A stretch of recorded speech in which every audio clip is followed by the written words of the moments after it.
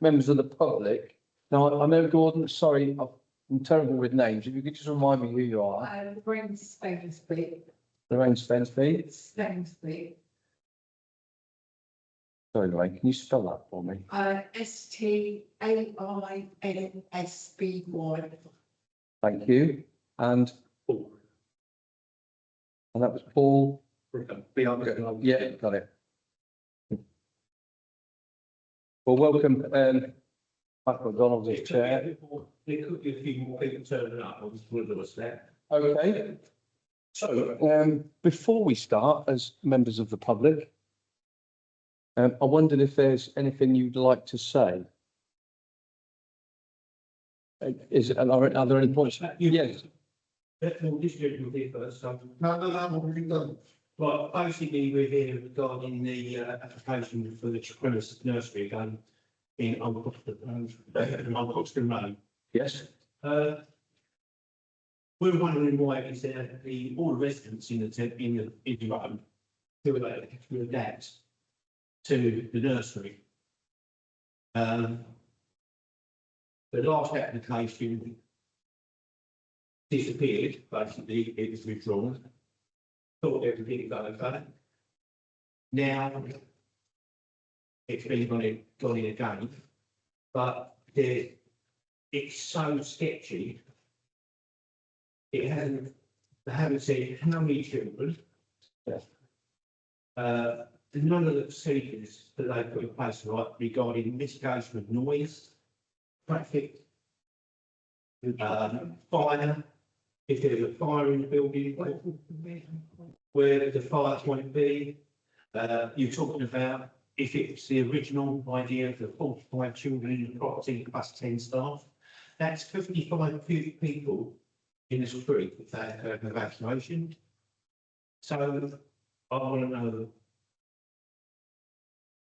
why it's even being considered.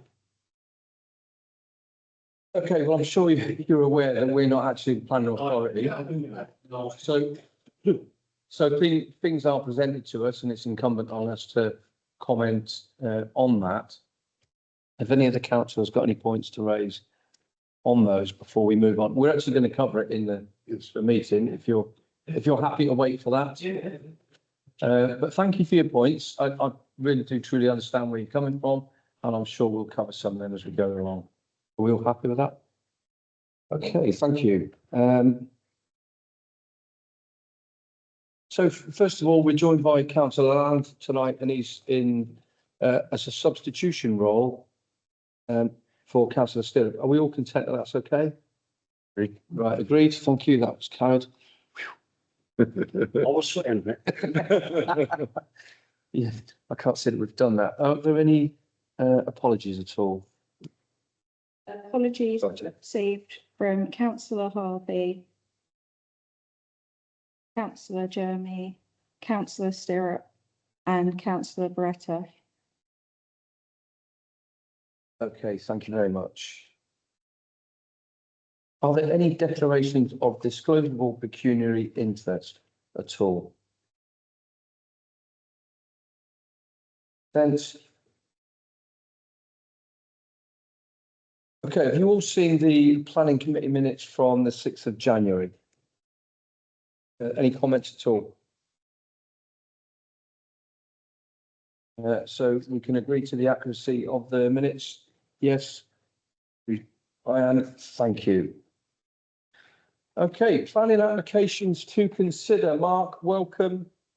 38425, please. Thank you, Chair. So, yes, it's a proposal for a four-bay self-service jet wash adjacent to the Shell petrol station on Mumford Road. So if we go down to just have a look at the map, first of all, it is the area on the corner of Hyson Way there. And if we just have a look at the photograph, that will make clear what I'm sure is a familiar sight to people. I've circled there couple of things just for landmarks that will come up later in the document.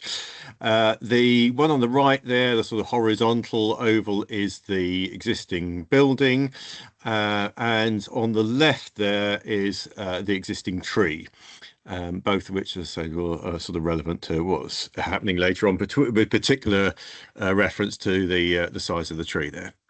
According to their application form, work on that change of use has already started, but is not complete.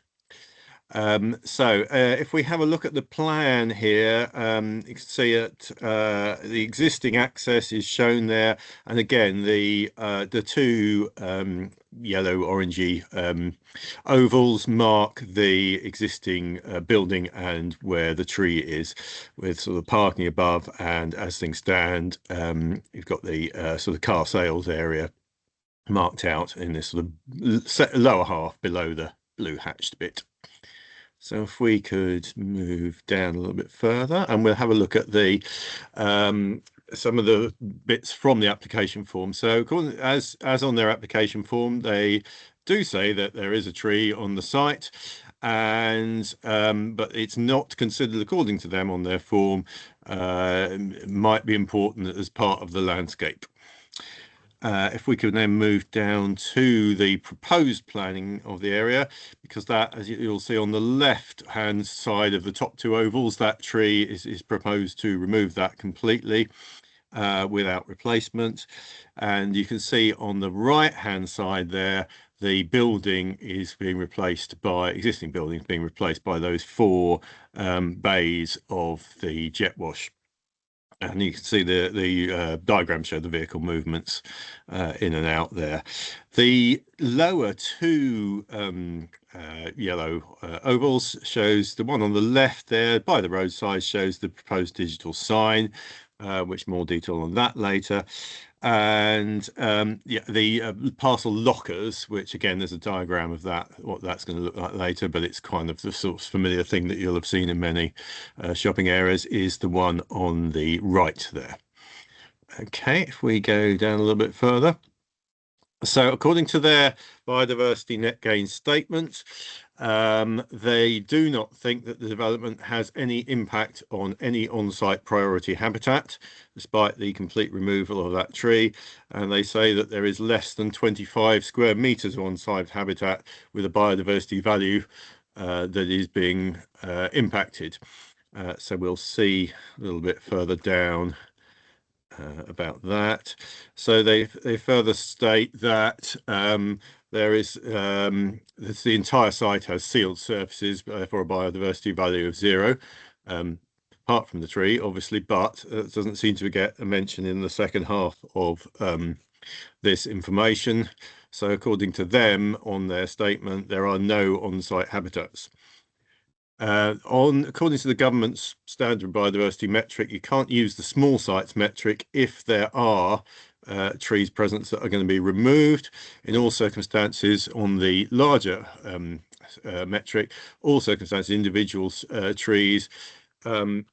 There is a question, and councillors having more knowledge of the site may sort of have more information on exactly how big the tree is, but certainly if it's in any sense ancient or veteran, that would have to be mitigated for, and trees with a girth of over 90 centimeters at breast height. So if you imagine standing up, I don't know if you can see me, but if I was standing up and doing that with my hands around, we're looking at a girth of over 90 centimeters. Now, if I do that with my hands, being about 6 foot tall, that is basically about 6 foot 6 12 or 72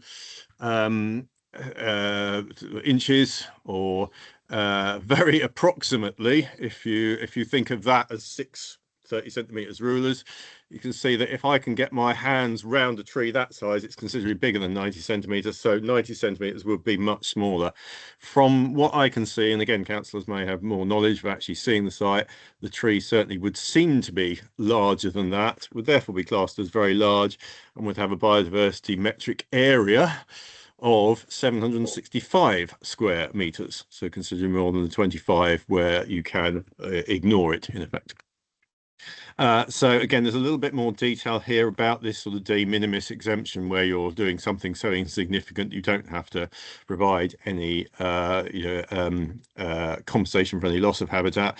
And again, it clarifies there that it's got to be less than 25 square meters of impact if you want to avoid that biodiversity net gain requirement kicking in. If we go a little bit further down, so we've now got a picture of the lockers, and a little bit further down there is a sort of side views of the elevations of the jet wash itself, and again there's a side view of it and the digital sign on the right there. So again, according to the application form, so the walls of this, the jet wash will be steel posts, roof, again, galvanized steel, and there will be an LED illuminated bay numbers on the jet wash bays. I think that may be the end. Oh, there's again a little bit more again from their application form, claim that they don't have to apply biodiversity net gain, despite the fact that they say at this point that their development is over 25 square meters. I assume they mean that referring to the whole site, but as we've just seen, it does seem clear that the tree would count as over 25 square meters of habitat. So as I said, although they're saying that the whole site is solid surface or a hard surface, there is the tree which it is proposed to remove. The other thing that's worth noting at this stage is how will surface water be disposed of. Bearing in mind this is a jet wash operation, that would be considerable. It's the only mention I can find at this stage of any in any of the application documents of any reference to how water will be disposed of is just the tick on the application form for soak away.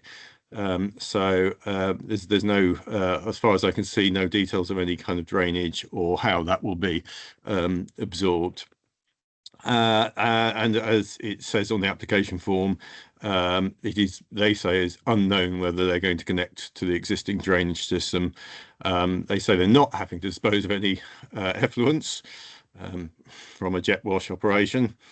And there are hours opening relevant to the proposal, but I haven't got those at this stage.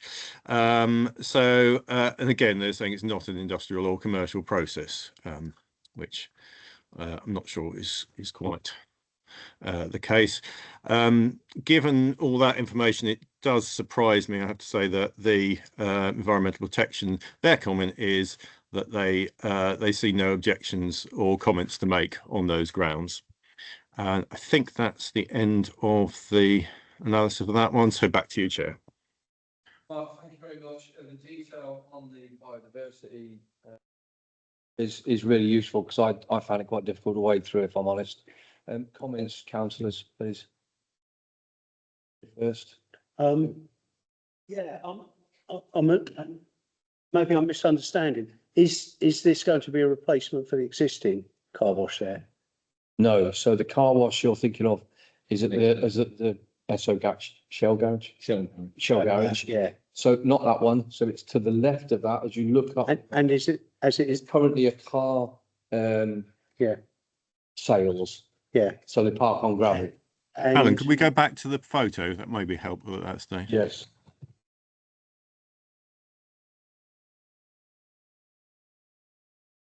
and is it the same people? It's unclear. It says next to the Shell garage. Well, it is next to the Shell garage in location. It doesn't say it's the same people, and actually the neon sign that's going to go in front doesn't say the Shell garage. Okay. It's got a different name on it. Okay. Yeah. Anything else, Stuart, please? Yeah, I can answer Terry's point. I don't think it is the same people. I think. Okay, thank you. My concerns are. So not. Sorry, I was just going to say the only thing I can add to that potentially at all, Chair, is that the applicant, as listed on the application form, is Goldline Fuel Hutton Limited.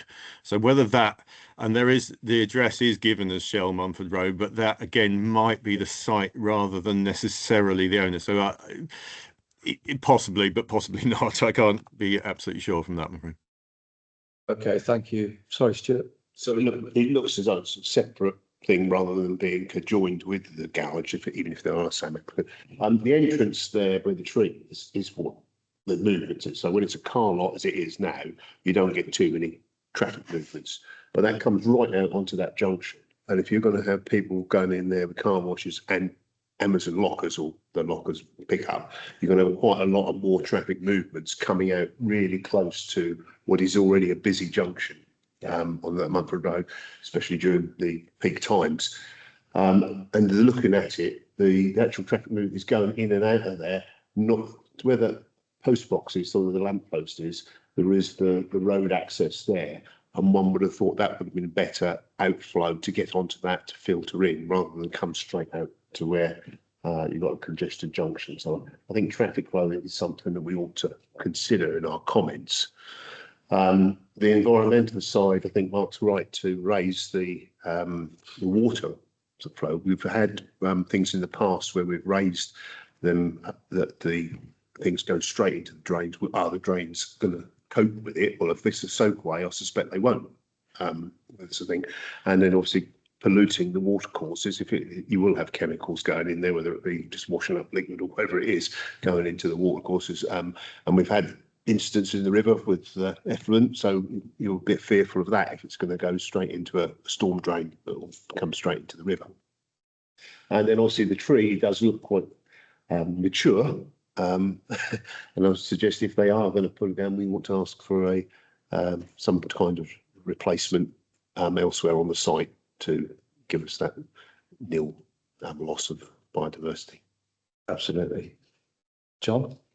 Basically supporting everything what was said there. The traffic flow is going to increase massively from what it is now. I know at one stage it was also a van rental place as well. Keeps changing its uses. But was the 3 bays there? Well, if that's being used all the time, then there's going to be a lot of cars coming in and out of there during hill times. And again, with the view of the superway, the amount of water which would come off of those. It's not suitable to go into a superway. Okay, thank you. Any other comments at all?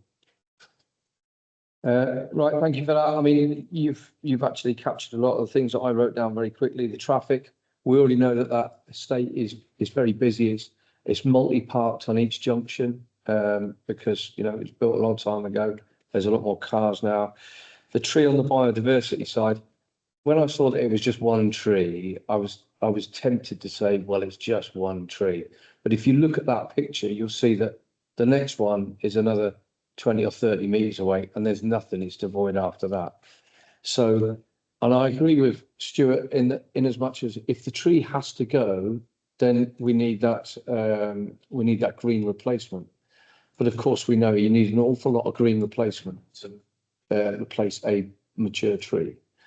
The water soak away point of view, again, currently it's laid to gravel, so it's permeable anyway. You're not going to have a permeable surface where there's a jet wash. So that means we've now got, we're reducing the soak effect and increasing the runoff effect, which, you know, is never brilliant. I'm not particularly keen on a neon sign. I know it's at, it's not in a conservation area. I know it's an industrial estate. But there isn't much that enthuses you about this project. So, you know, I'm a bit disappointed that it looks like they're just trying to cram as much as they can in there in what is an ill thought out traffic solution. Yeah, sorry, I was. Yeah, no, I'm done. Oh, okay. Yeah, please, sorry. It hasn't really been covered, but it's just add another thing. Where the orange, the second, the yellow oval to the left, just beyond there is a junction leading into an industrial estate, where there's car factors and all sorts up there. Yeah. The idea of having a car wash there seems to me ill-founded. it's difficult, often it's difficult to turn left out of that junction, or indeed right out of that junction onto the Mumford Road.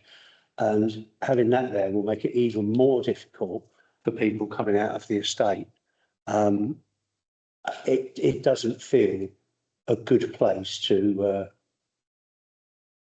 have a considerable number of cars, especially as I think it was you said there were 3 bays there.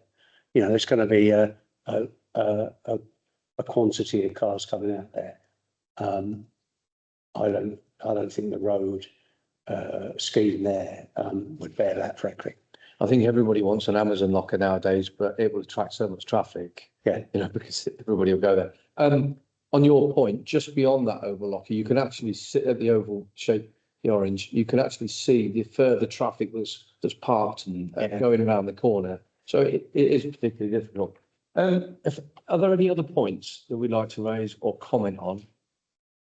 So my question is, it feels like we're a little bit against. Is that would you ask what is one of your planning considerations for Norfolk Highways to give their views? So we could actually say, because we're talking a lot about traffic, and so should we ask for a report from highways to give their comments on this? Because at the moment, Mark doesn't normally, we've only got the comments of the environmental officer. We don't have the comments of the highways authority. Just to clarify, the highways comments aren't on the website yet, so they don't appear to have been made public yet. I mean, we can do that. I think we all know what highways will say. I'll have a look at Google Maps. Yeah, they'll probably give it a good thinking about and say, yeah, it's all right.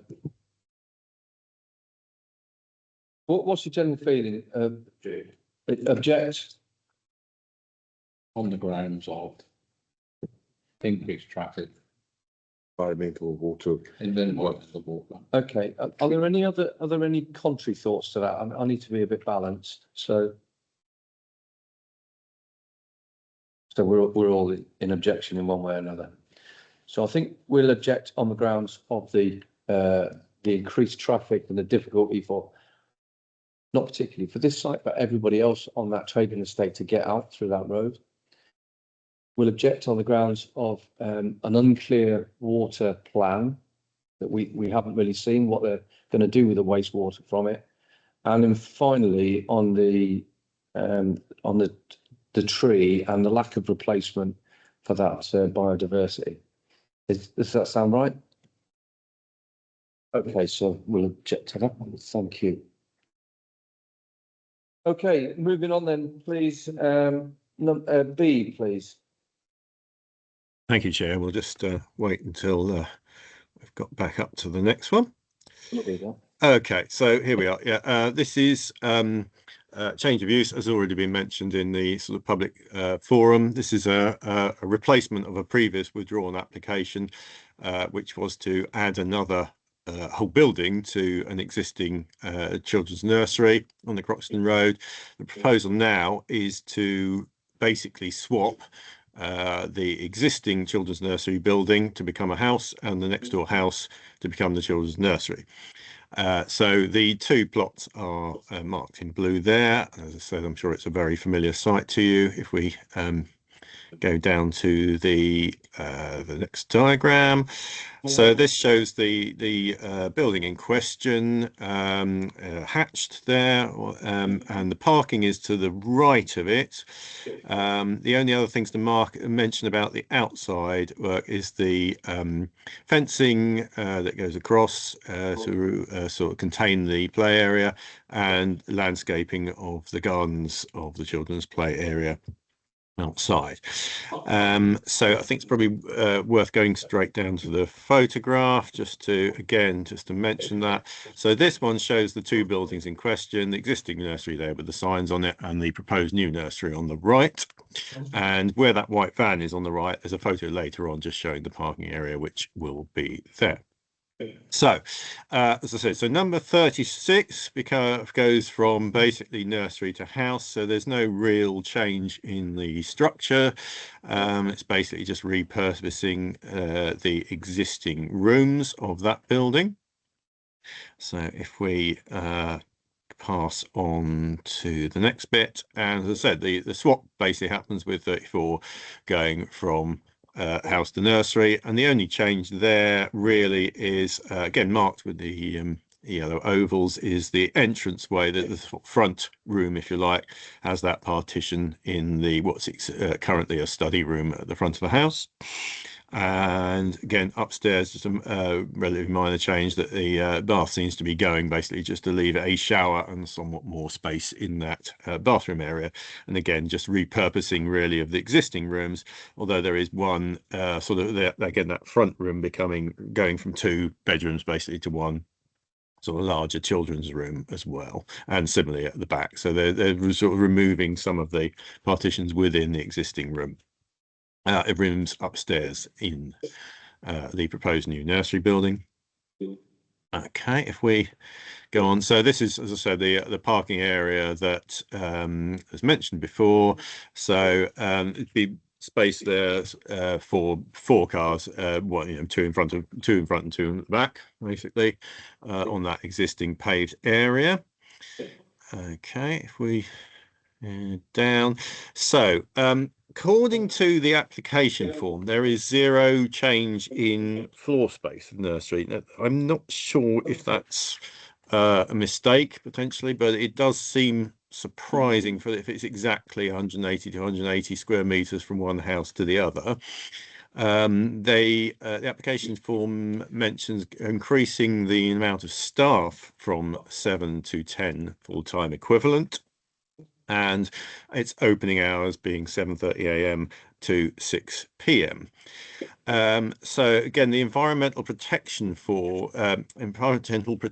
team comments notes basically concerns from the residents which have been expressed at previous meetings of this committee and earlier, but does recommend approval if a waste management plan and a noise management plan are submitted, and there is a bit more detail about what they were expecting from that on there.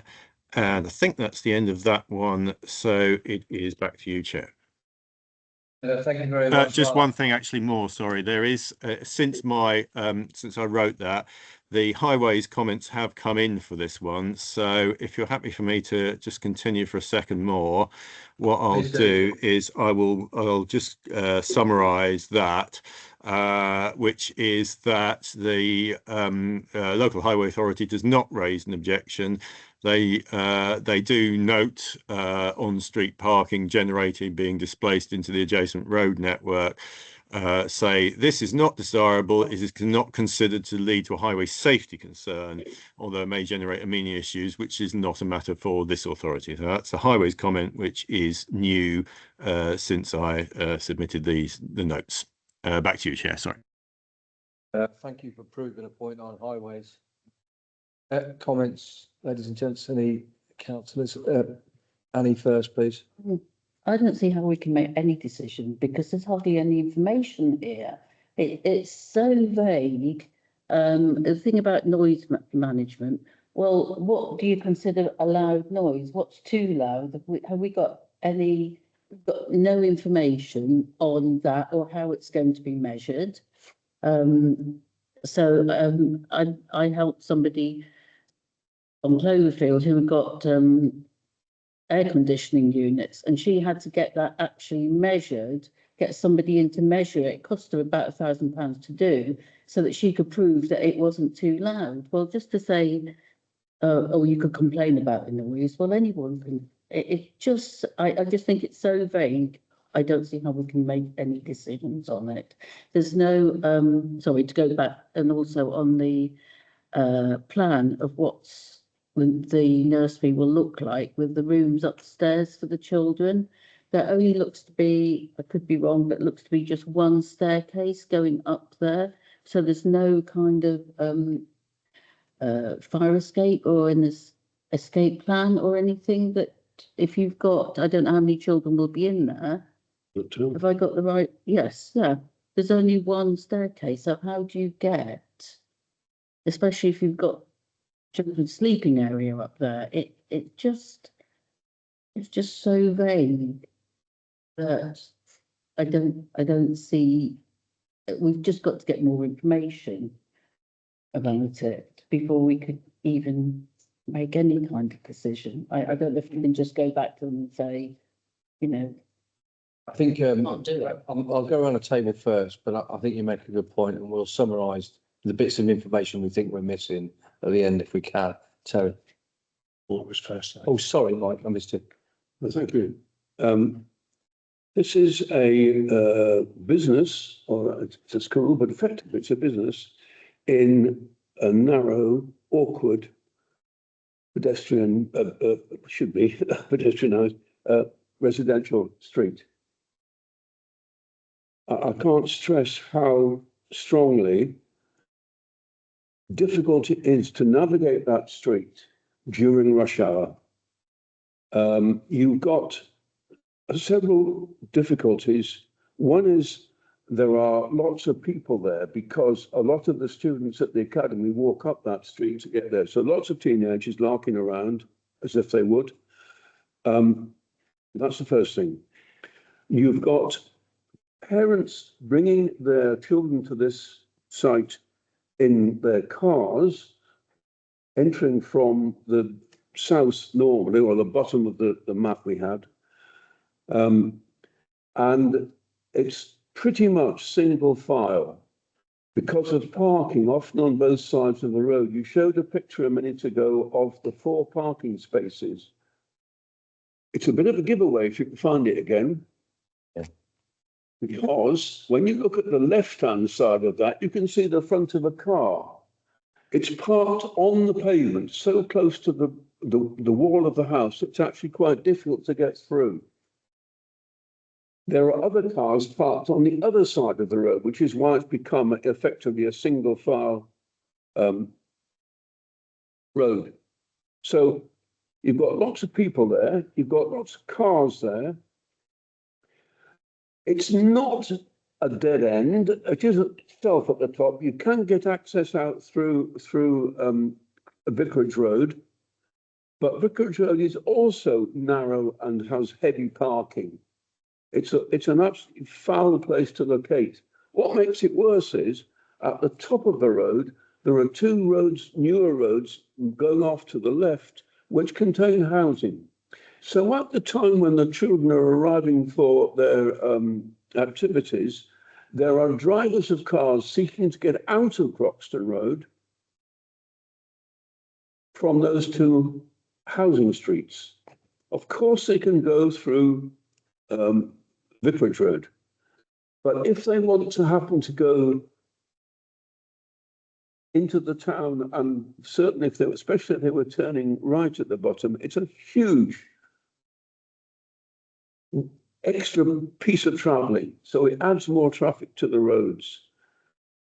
I find it hard to believe that anyone would speak as Sue has said if she'd seen. I think she says, I've read the documents, and that's exactly the point. Sitting in a desk 30 miles away in Durham, it may look okay. You try walking up that road during the rush hour and you wouldn't think it was okay. It's actually pretty dismal. This is a good business in the wrong place. The traffic is a dismal issue.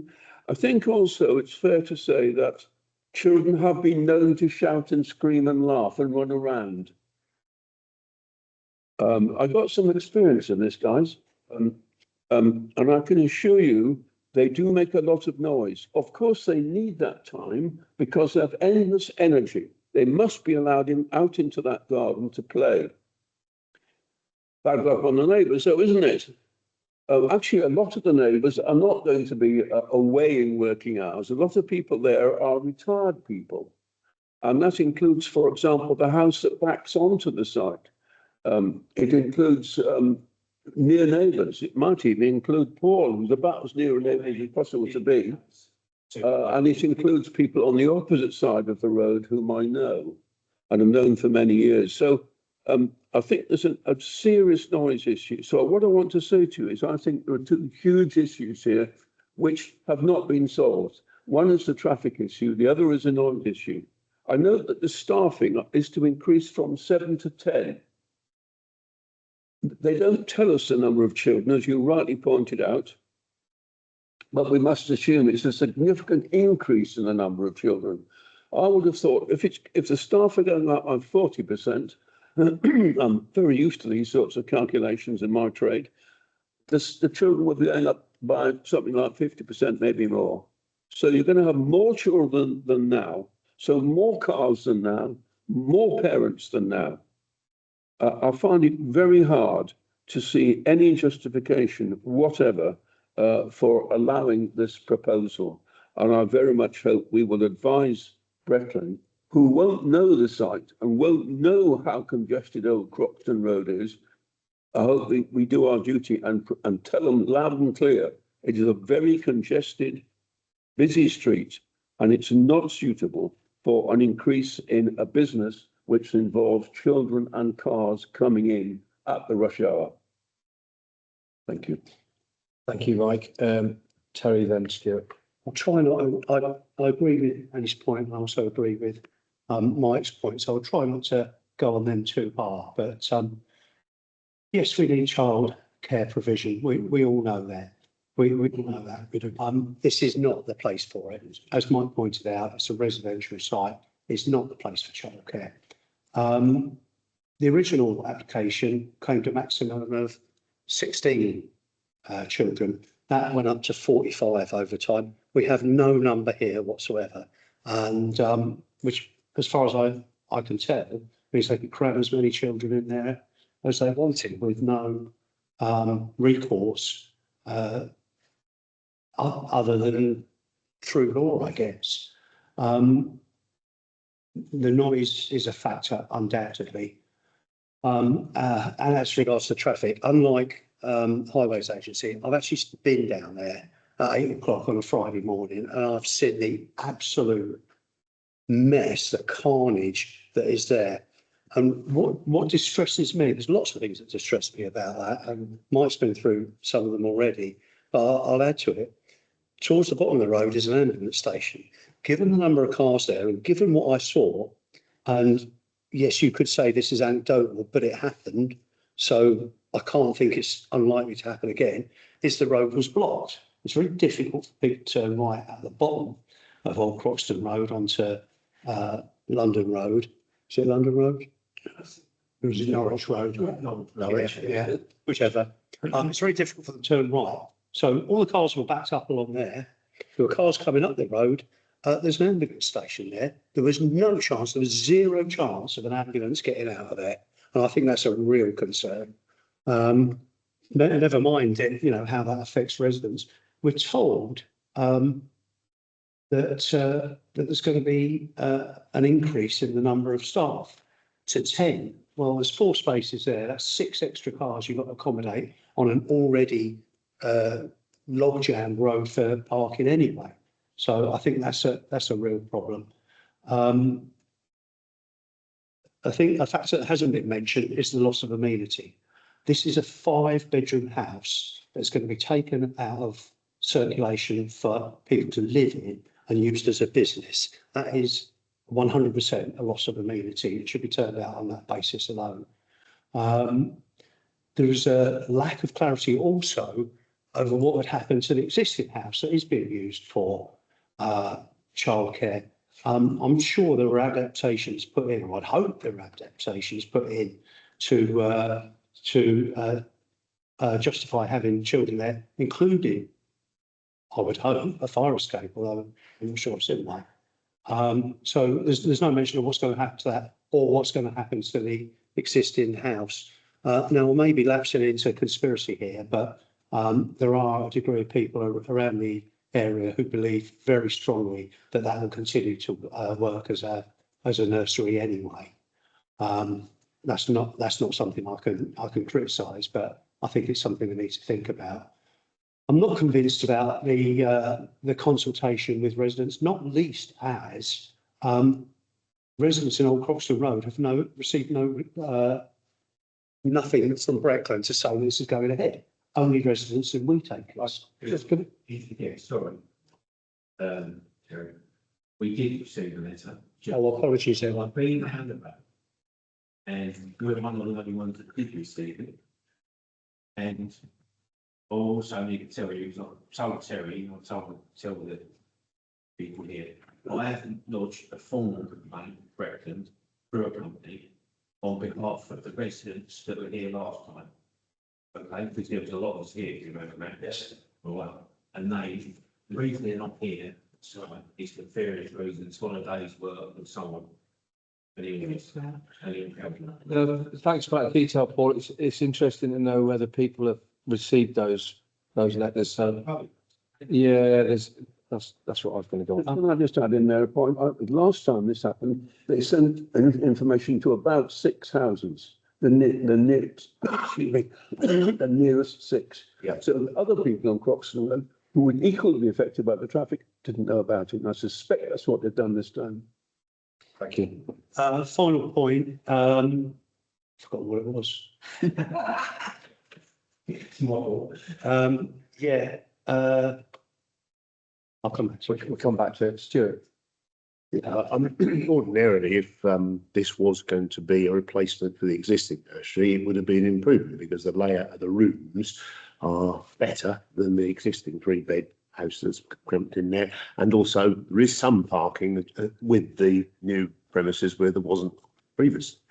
However, picking up the points that have been made, staffing going up by that amount means there's going to be a lot more children there. So, you know, I think it's not going to be any better. It's just going to be, you know, a bigger business that's operating from there. We've been through the traffic things to the nth degree at the last time this came up, and all that holds, you know, the emergency access and what have you.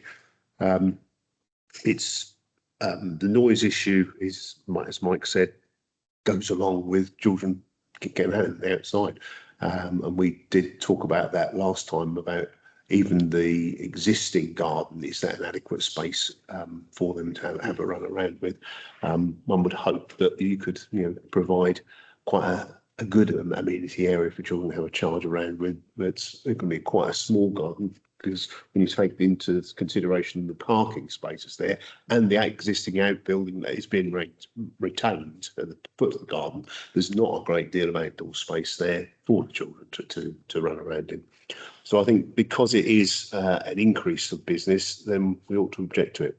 I think if it's a status quo and it improved, I'd be more aligned to support it. But at the moment, it's an increased a lot of traffic, increased a lot of movements that's going to happen there, and it will be the residents will have to suffer.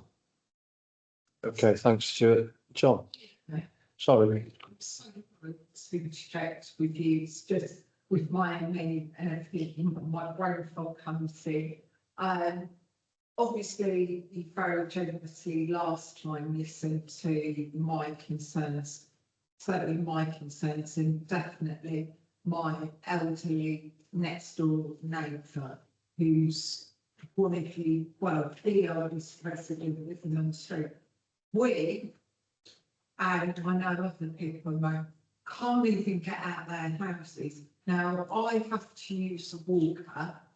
Now, I find it hard enough sometimes. I've not been able to get out literally from the obstacles, because we're next door to the nursery.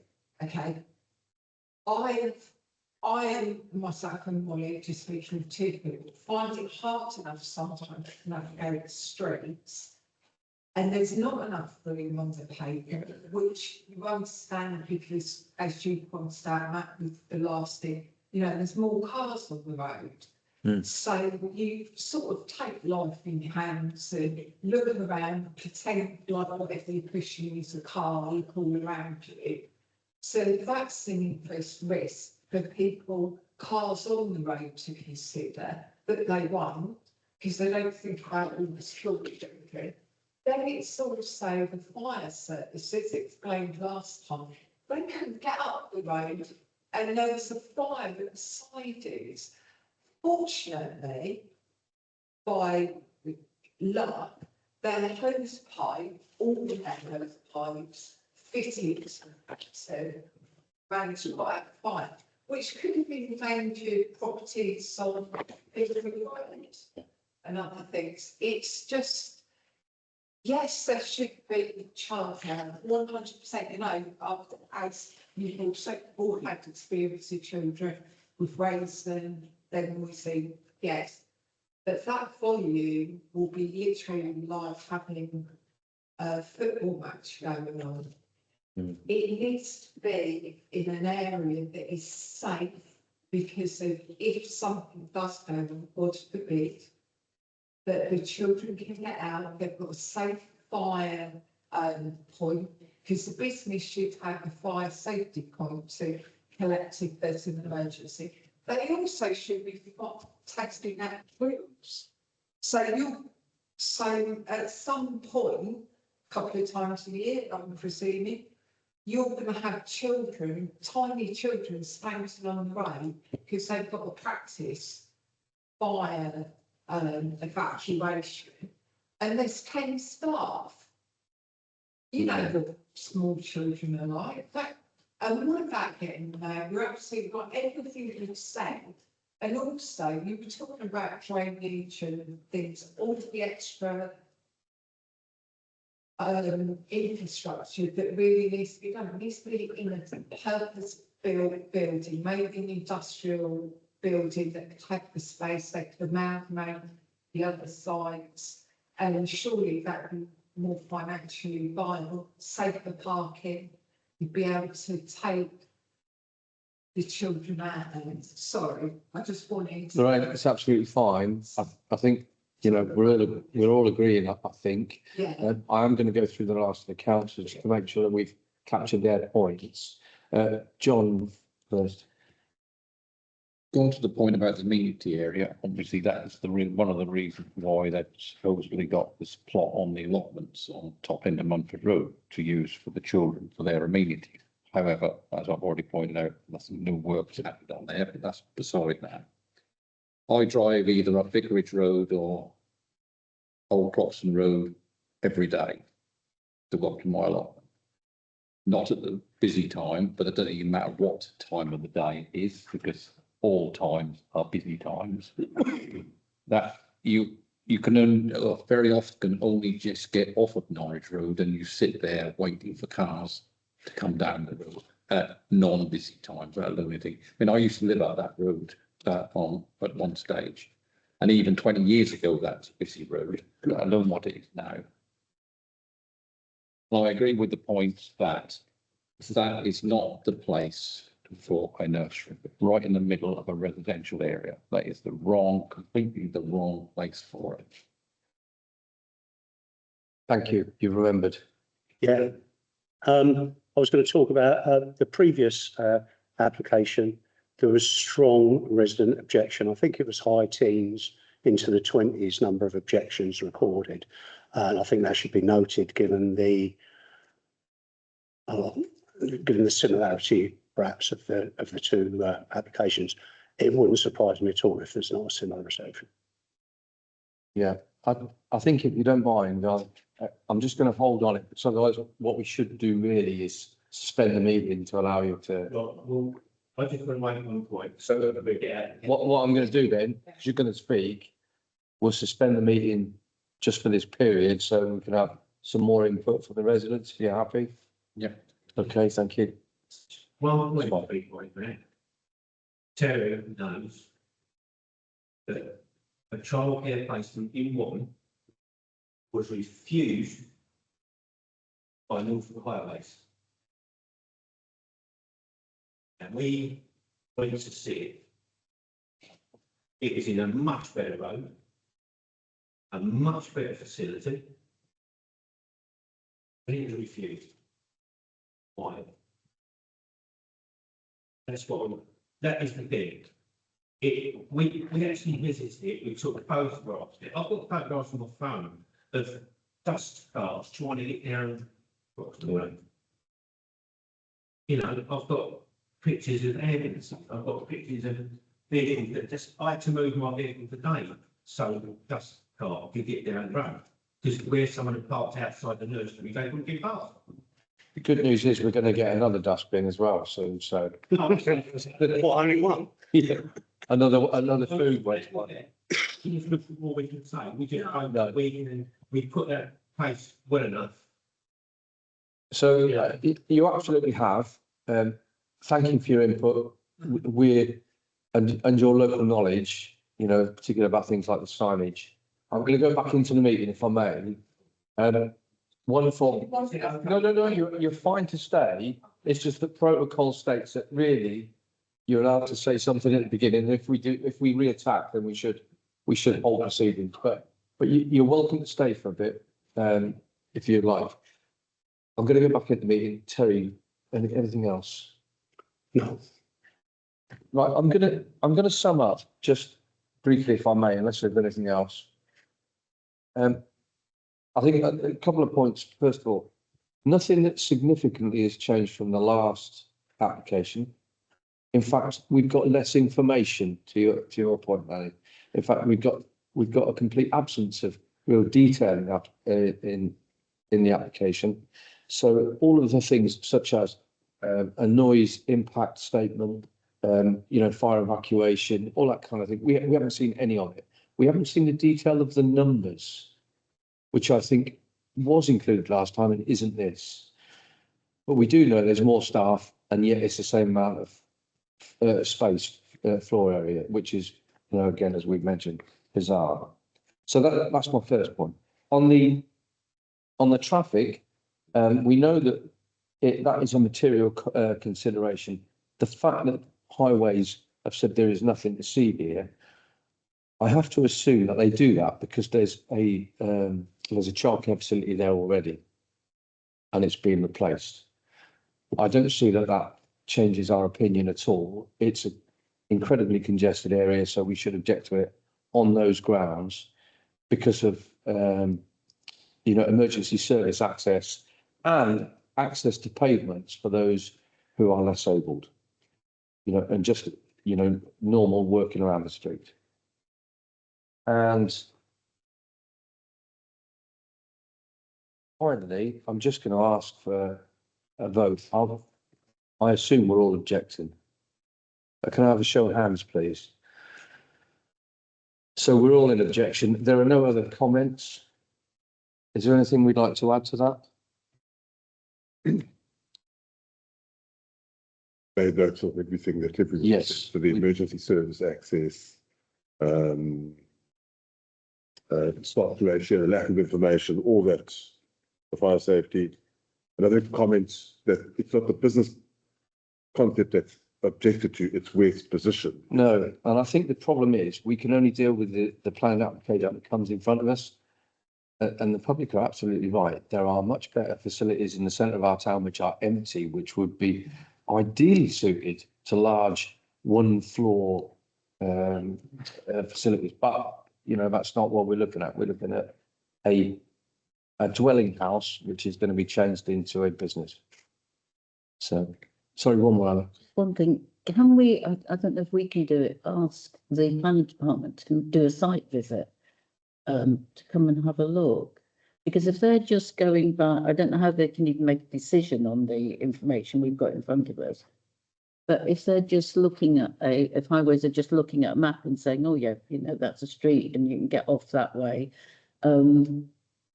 Is it, I don't know if it's in our, I know they do site visits, but I don't know who has to ask for it. I don't know whether the people putting the planning application in ask for it or whether we as the town council can ask. Well, as we know, all planning is done at Reach. Yeah. So I don't They do. don't see why we can't ask. And I think it, you know, from this committee, we should, that's a really good point. We would ask both highways, Yeah, to come and have. you know, to come out and look and try and navigate the street. Yeah.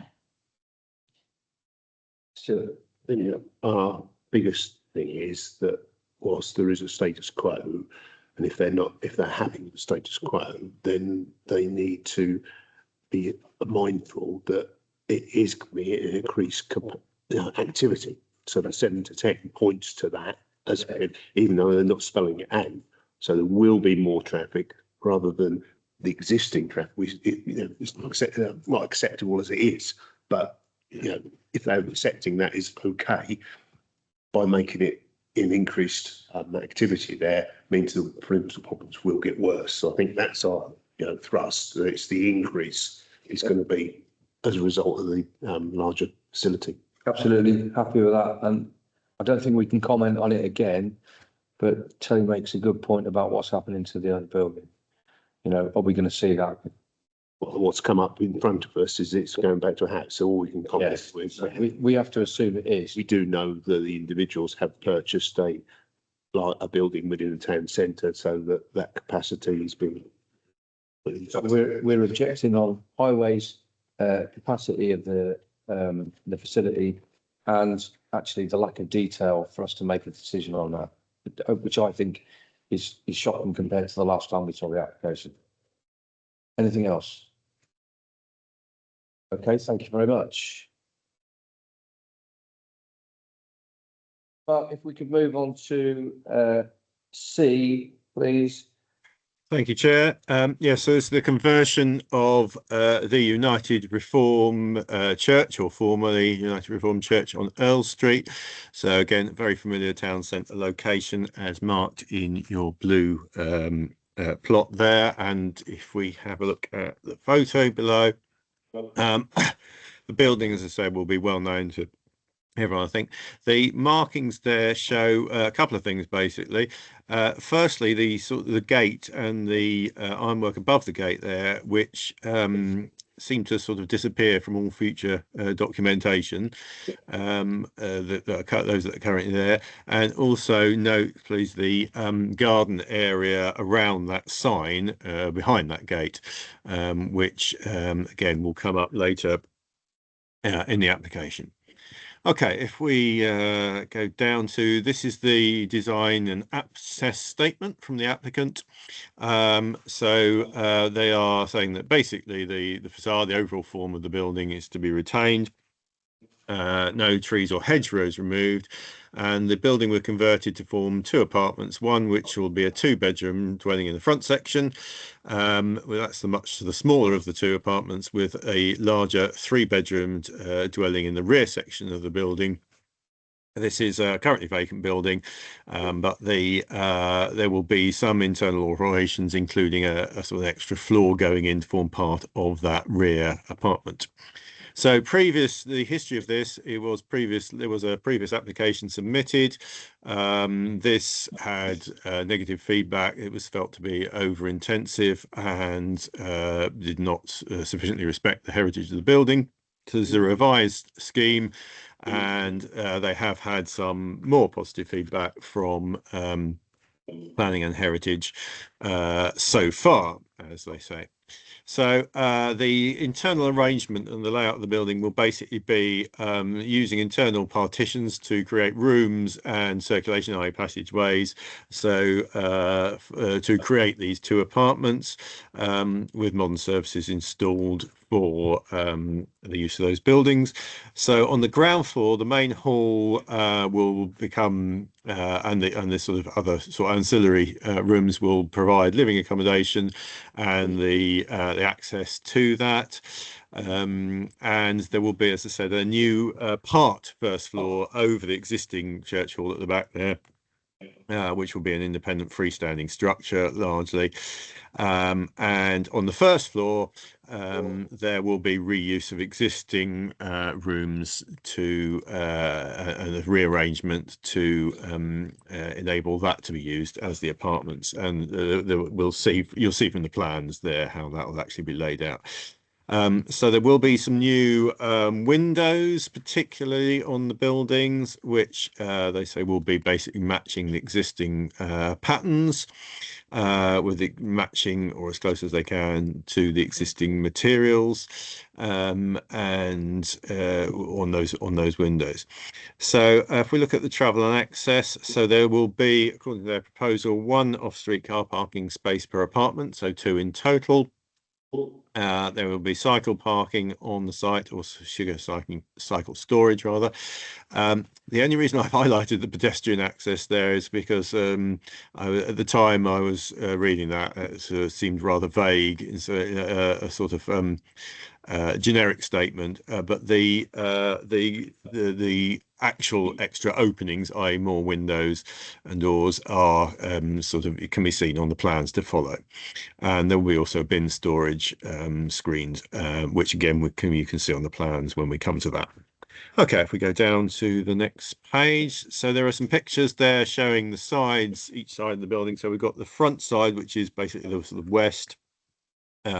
On the north side is basically a sort of wall bounding the halls there on the right. And then if we go down to the next pictures, you can see the back of the building, which sort of faces onto the businesses next to it there, and the south side, which is on your bottom right there, as it currently is.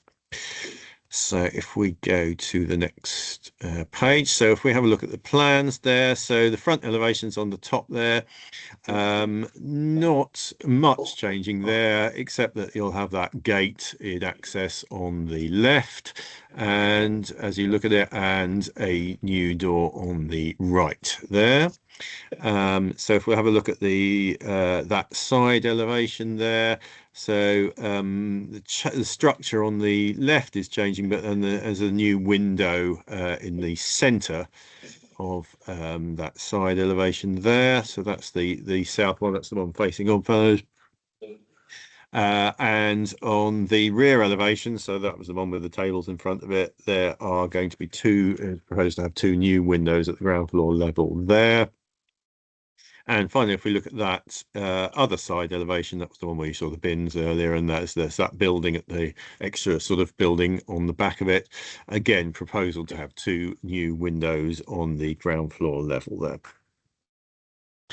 So just looking at the overall plan of the site there, so you can see at the moment there's the red marks the boundary of the site with the big square at the back of the building, and then those two shapes at the front are the sort of existing flower beds in effect, and access to Earl Street back where it says Doran's Core there, the sort of between the two flower beds, and that's where that gate was on the plan there. I've circled an area which is the sort of flower bed that was behind that sign on that very first photo I showed you, as it's proposed to remove that area according to these plans.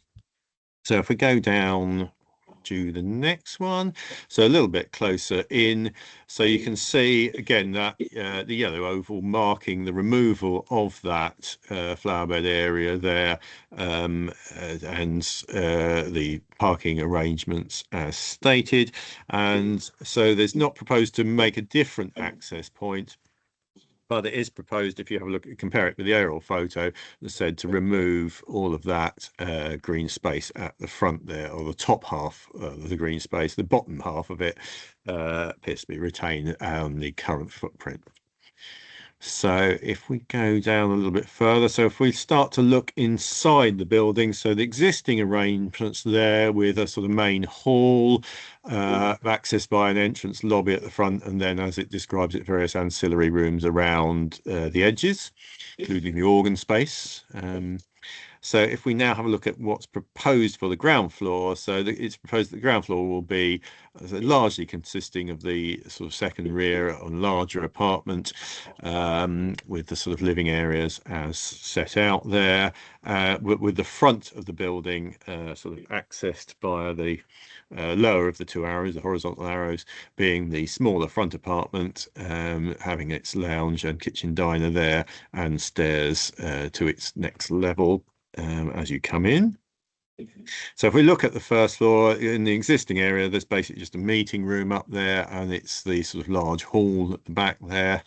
And as I mentioned before, it's proposed that part of that will form, there will be installed in effect a new first floor area forming part of the second apartment, with the two bedrooms there. And if we just go down slightly so we can see the other bit, thanks, that's the again two bedrooms for the front apartment in where the existing meeting room was. Okay, if we go down to the next bit. So the application form mentions the materials and finishes, and basically to summarise, they're saying they will try and match the existing style of the building wherever possible, and windows, doors, walls, etc. Doors as well. It is again, according to the application form, it is not proposed to make any difference to the access point. We'll just come back to that in a second, but it also mentions, and again, this may just be a mistake on the applicant's part, but it's saying foul sewage to be disposed of in the main sewer. But if we just go down slightly further again, they're not connecting to the existing drainage system. I think that may be an error, but that's what it says. Again, we have this sort of like somewhat vexed question of the de minimis exemption from the biodiversity net gain. They say that the biodiversity net gain measures do not apply to them because their development site is under 25 square meters, saying there's no extensions or added footprint.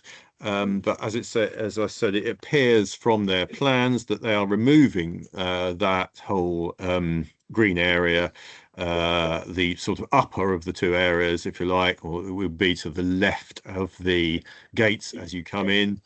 They're saying they're not removing any of the existing footprint, or it would be under 25 square meters. I've just sort of in a sort of very rough way done a conservative estimate of what I think that area is, and it appears to be 38 square meters.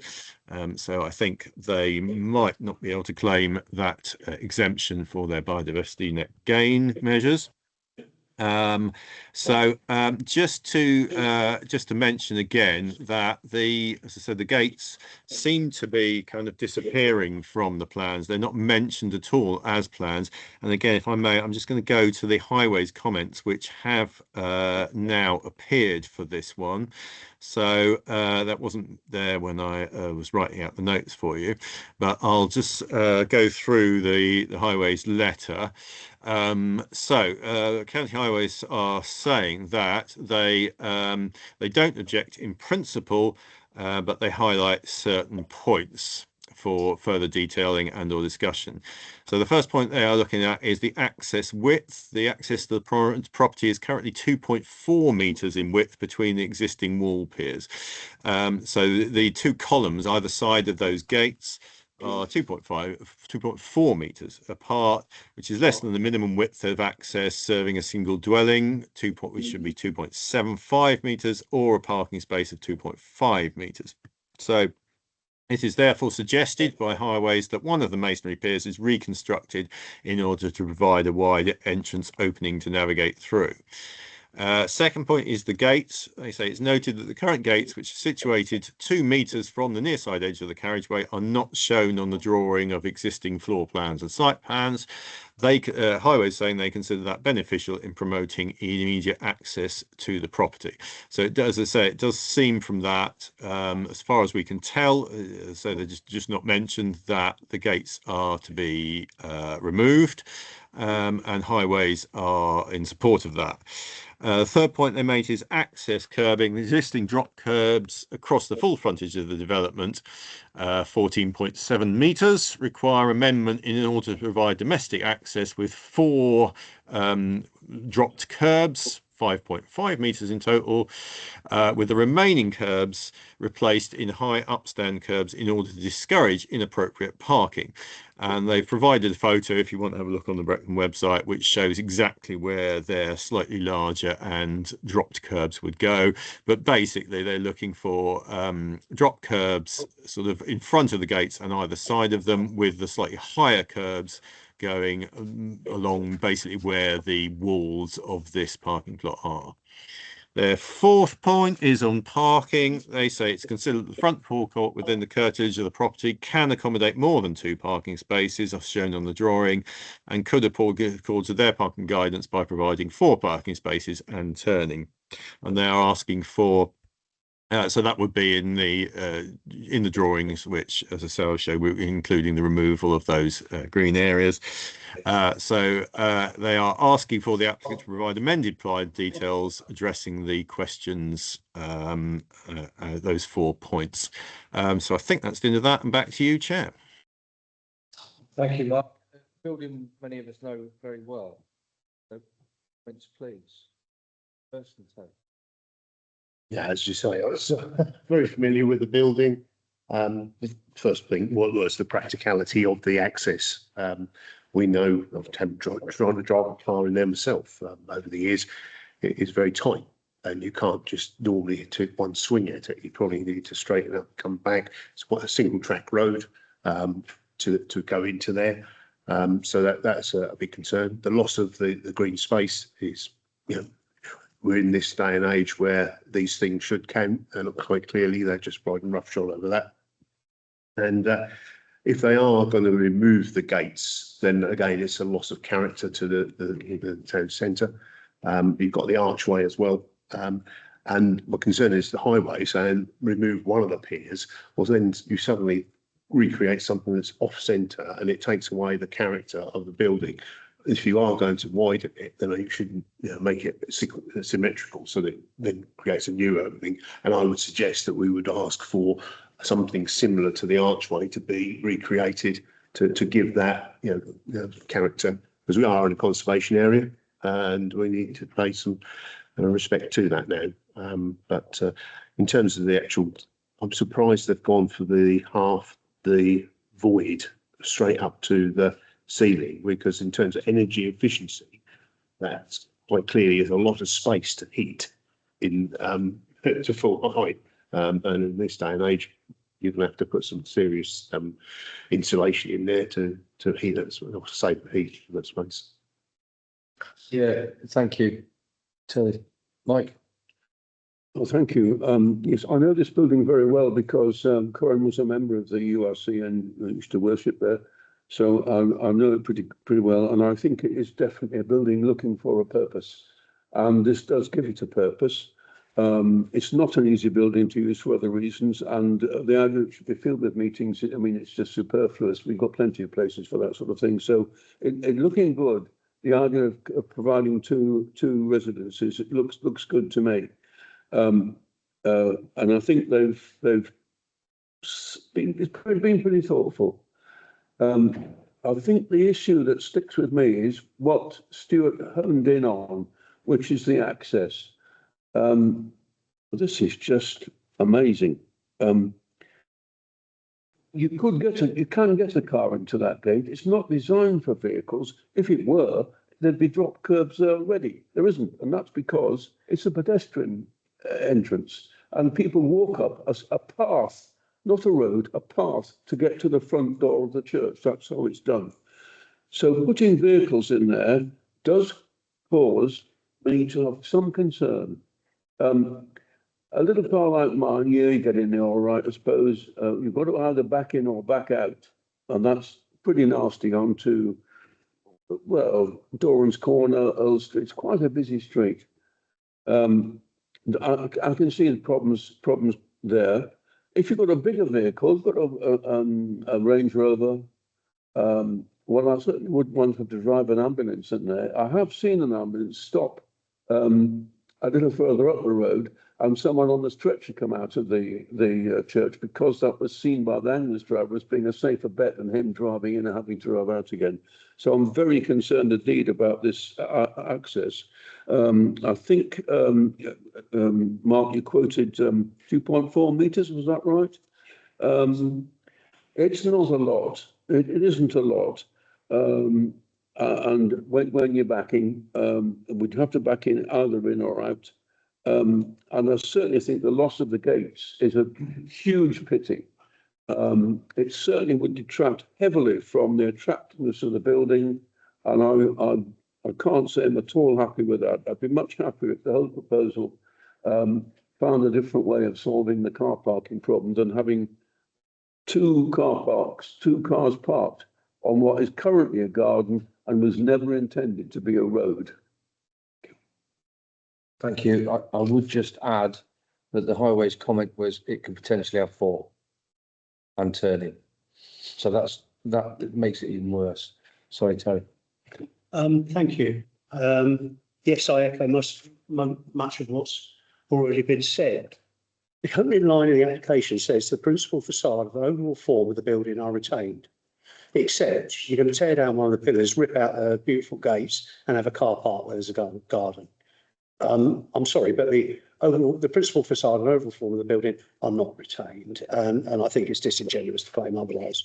I don't think, with the best will in the world, that there is a reasonable degree of access from that place, however wide you make the gate, onto Don's Corner, because it's so narrow. It's such a difficult road to navigate already. My concern would not only be in getting out there, but actually getting in there as well. I think it would be really, really difficult and incredibly dangerous. I would accept the proposal if the gates remain and there is no car parking, because otherwise I think it's a good proposal. Yeah, and there is a massive car park just around the corner, isn't there? When the post office aren't using it. Yeah. John. on those points, yes, the main use of the building being changed, I have no problem with that. When you've got a 3-bedroom, you've got a 2-bedroom, the amount of cars which could be generated within there is a lot more than what is being proposed as car park spaces. That when you drive past there, when you could bring a car out of there, you are going to be completely blind. Yeah. Even if the wall was completely removed, you're still going to be completely blind because you've got buildings each side of you which come right up to the edge of the path. So you're going to have noses being poked out of there. And some cars do not even go very slow up on that narrow road. And I think that part of it is my main objection. I've got no objection to the building being converted.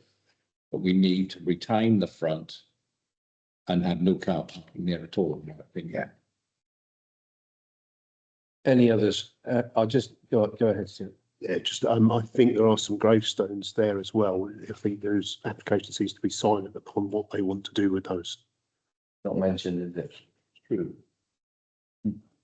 From my perspective, a little bit like Mike, I'm quite pleased that this redundant building will get used for something. You would hate it to end up like St Mary's, where it just becomes completely derelict. It is in a conservation part of the town. It is an attractive building. And of course, the wall at the front mirrors much of the rest of Thetford, or the old part of Thetford, in its design and build.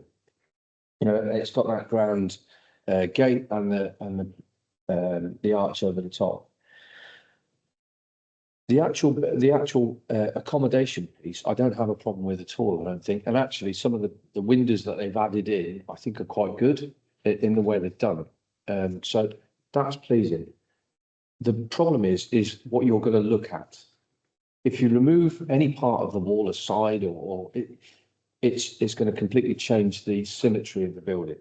First of all, the door at the front, you know, on the face of the building, isn't going to be used. The doors are actually going to be to the side. So that, you know, it doesn't say, but I hope that's going to remain. So my issue is the same as all of yours, in that road was one of the first places that reignited the community speed watch, because there were so many speeding cars coming off Doran's Corner up Earl Street, particularly where the new houses were. So it isn't, you know, a tiny little road where, you know, nothing happens. It will be very difficult to get out. When we talk about car parking, I think we've got to remember some of our previous applications. Just across the road, we had the old funeral directors, which was converted into accommodation, which was massively overdone. I think it had 1 car parking space. So those residents will now be parking in our free car park. And, you know, essentially, we might be asking residents of this new build to be parking in our free car park. So I'm really torn here because I think if you're going to have a new building, then it's got to have some parking facility. But the way to do that is very expensive. They would have to take the whole wall down, set it back so that you've got some sight line and recreate what is there now, which is an expensive business. We all know that. But I think any other option is going to ruin the streetscape, the facade of that. So what is our opinion on what we'd like to do with this application? Are we happy to object on the parking and the wall situation? Bear in mind that we seem happy with the accommodation side of it. Or is there another option? Yes. I'm happy to object on those bases, yes.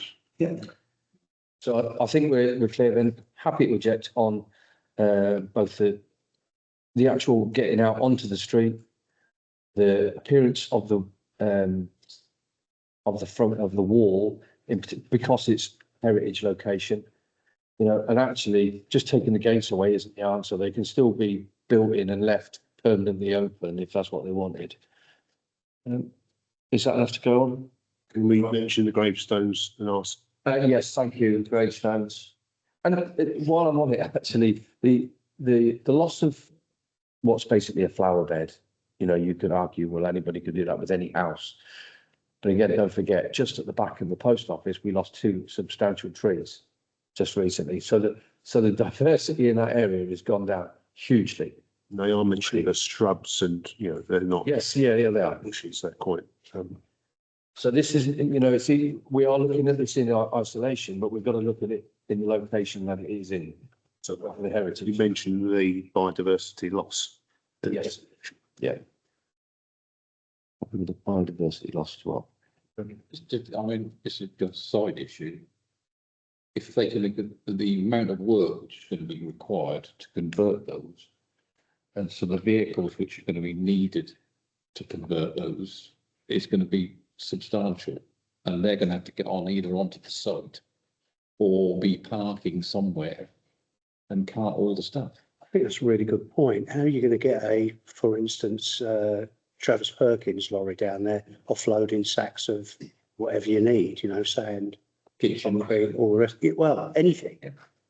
I think we've come across this before, and because it's a temporary situation, it's not something that comes up for planning. And if you look at all the planning applications, it's never mentioned.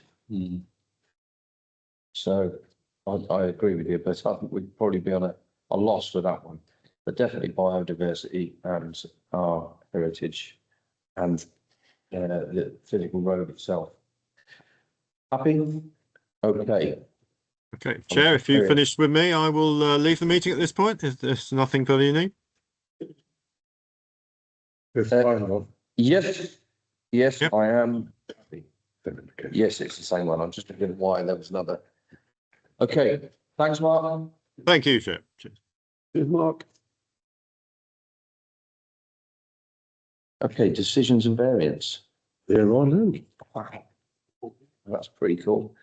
And items to be referred to the Greater Thetford Partnership. I was away on leave last week, so they did a bit out about my opportunity to update it, but I have put it on the screen. I was asked to follow up on the Breckland boundary review. Yes. The boundary review was finished on the 17th of the 6th, 2025. What normally happens after the boundary review is a draft order, I learned all this today, which is the legal document which brings into force recommendations. It would usually be tabled in Parliament. They've held back on doing that because of all the impending from the devolution of government. And when that happens, they will then lay a draft order in Parliament to do that. From a Thetford Town Council perspective, 8 Breckland councillors are proposed, and they propose to retain 18 town councillors. So there's no significant change. Yeah, so that's that. But the point that we were trying to bring into play was because of the new build on the south side of the Norwich Road, that Kilston thing wouldn't, and we were told that we wouldn't be able to try and kick that into play until this bit had finished. So this bit's now being finished. And obviously, we've presumably got to wait until that bit laying before we can actually put that request for. And what their deadline is May 2027. So it looks like it must, if there's any change, it will miss the next electoral cycle at the town and So we are district level. do anything until that 2027, but we could keep it flagged that once that has laid, we can then request a review of the parish boundaries. So this isn't a case of we've missed it and you're only getting 18. We're just on hold now, really, aren't we? Yeah, that's my understanding. We couldn't do anything until this bit is completed. I think they're kicking the can down to unitary, aren't they, basically? Okay. It's about a 47-page document with councillors like me to email it. I've got tablets to get off to sleep. It's 47 pages, it's not too bad, it's very easy reading, just for the record. Um, No, okay, I think I understand it well enough to be happy with your summary. Thank you. good. Okay, where are we? Progress of actions from previous meetings, which we've just covered. That's it. And that's us. Thank you very much for today. There were some, not many, but some really contentious points. So I'm glad we spent some time on them rather than just skimming along. And of course, there's some great work being done because a lot of the planning applications that really don't need us to have a great input are removed. But don't forget, if you have a burning ambition, you can always re-attack those when they're put forward. If you want to do something separately, but it would have probably wasted a bit more of our time. So thank you very much. Thank you.